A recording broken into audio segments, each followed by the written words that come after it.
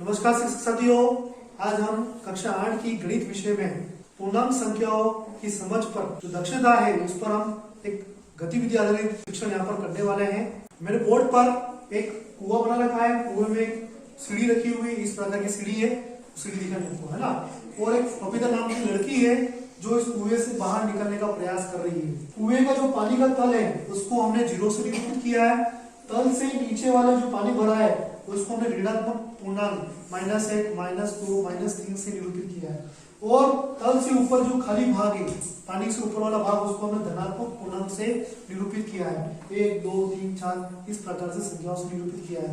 अब गतिविधि में पपीता, बच्चों आपसे मैं पूछ रहा हूँ, पपीता भी इस सीढ़ी पर कौन सी पूर्णांक पर खड़ी है, आपको देखकर बताना है।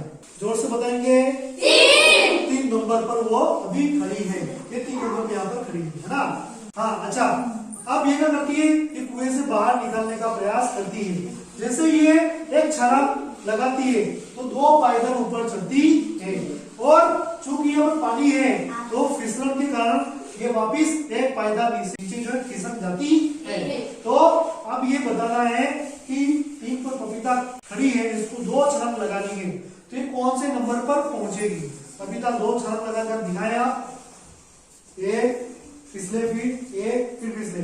अब आपको बताना है कौन से नंबर पर पपीता भी खड़ी है। 5 नंबर पर। 5 नंबर पे कैसे आए, 3 पर थे, 3 से उन्होंने एक छलांग लगाई तो कहां पर पहुंचे, 5 क्योंकि फिसलन है, फिसलन के कारण कहां पे आ जाएंगे, 4।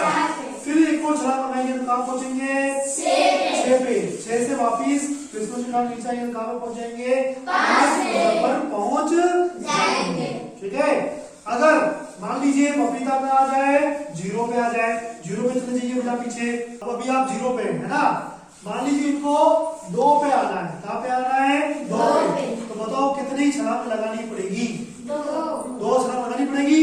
हाँ, पपीता इसको करके दिखाएगी। पपीता करके दिखाओ, 1, फिर फिसल हुआ, फिर 1, फिर फिसल हुआ, तो कितनी छलांग लगानी पड़ी, 2 छलांग लगानी पड़ेगी।